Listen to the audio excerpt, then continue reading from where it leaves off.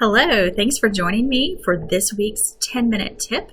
We are continuing our series on evaluating the 4-H club delivery mode. And this week, I'd like to talk with you about standards and expectations. Now, a 10-minute tip is a time when I just share some resources, some tools, and practical strategies for managing your 4-H program in 10 minutes or less. And so after watching each video, I ask that you spend another 10 to 15 minutes thinking about how you can apply with intentionality at least one thing from each video to help make the best better.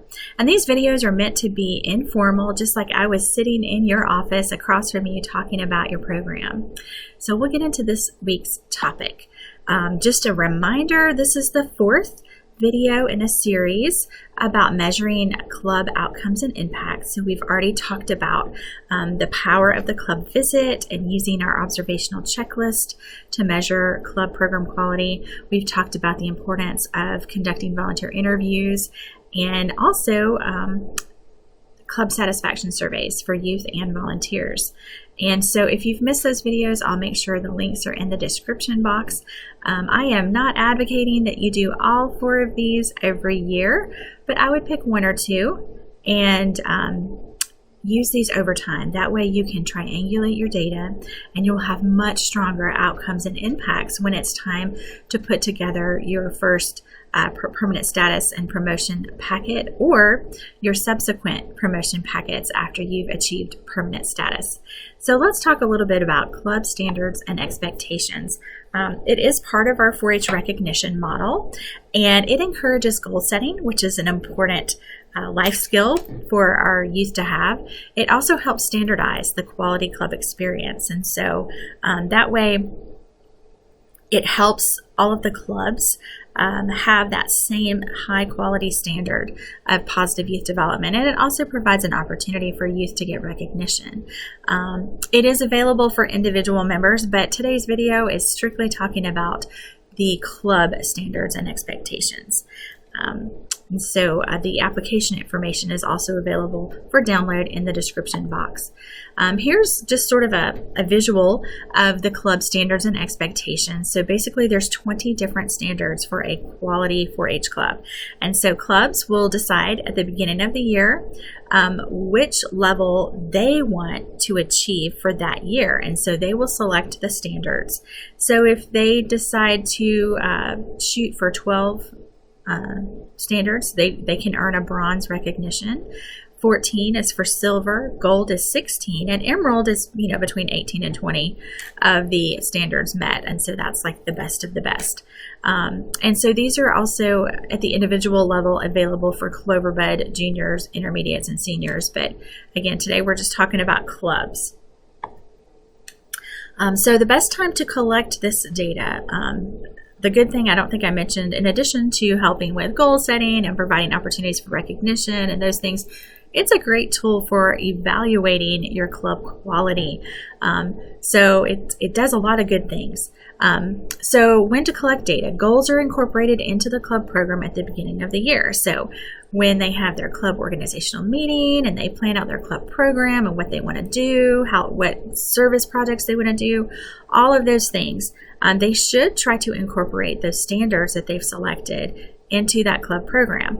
And so one of the standards is a service learning project. So it's really easy to build those in. It's not complicated, but you might need to be there to support your volunteer the first time they've tried to do this. So if it's something new that you're implementing, it's not a new program, but if you've not been doing it in your county, it's a good idea as part of your rollout to plan to periodically check in with your clubs to help share some resources, provide some encouragement, and also give them opportunities where they can achieve the different standards that they're trying to achieve for that year. But the reports are turned in typically at the end of the club year, and they're turned into the extension office. It's basically a 2-page report. They list the club information, and then they check off the standards that they have achieved for that year, and they turn that in. So it's really not that hard. the way you would, so what you would do is at your annual club celebration or county awards night, you would recognize each club for their level of achievement. And so there are certificates and awards and things in the teams folder that we'll talk about in a minute to support that. But once you have that, you can report that in your annual plan of work as well as your promotion packet. So there's 2 different ways you can do it depending on your personal preference. This is an example of how you might report this data in a table. If you really like tables, this is how you can report it. Basically, you would track over time how many clubs have worked closer and closer to that Emerald Award, which means they are really knocking it out of the park on club quality. And so you hope that that number would increase over time, or at least remain stable, because stability is pretty cool too. So that's one way to report that. Another way would just have a narrative statement. And so this is an example. As a result of 4-H volunteer training and support, club quality indicators have increased by 57% over the past 3 years, with 90% of 4-H clubs achieving gold or emerald club quality. This means that 90% of clubs in your county are meeting 16 or more of the club quality indicators for positive youth development. So you tell what they're doing and why it's important in your outcome statement. So those are just 2 examples really quick of how you might report that. Now, as far as the resources, all of this can be found in the i7 Microsoft Teams team, and it's the very first channel, channel 1.0. If you go there, you can find everything you need. There are PowerPoints for training your volunteers.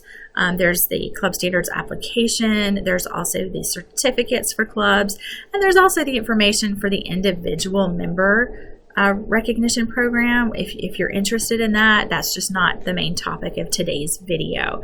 So if you're not using club standards and expectations, this is a great way to really improve that club quality and get your members engaged and excited about setting goals. It can also be if you're trying to grow your county or district events. You know, that's tied into this, making club presentations, making county presentations. This might be a good way to encourage more of that and really get your clubs functioning the way they should be. So that's your tip for today, for this week, is using the club standards and expectations, something you might want to consider over the summer for implementing this coming 4-H year. So if you have any questions about this or any of the other videos, feel free to reach out, and have a great week.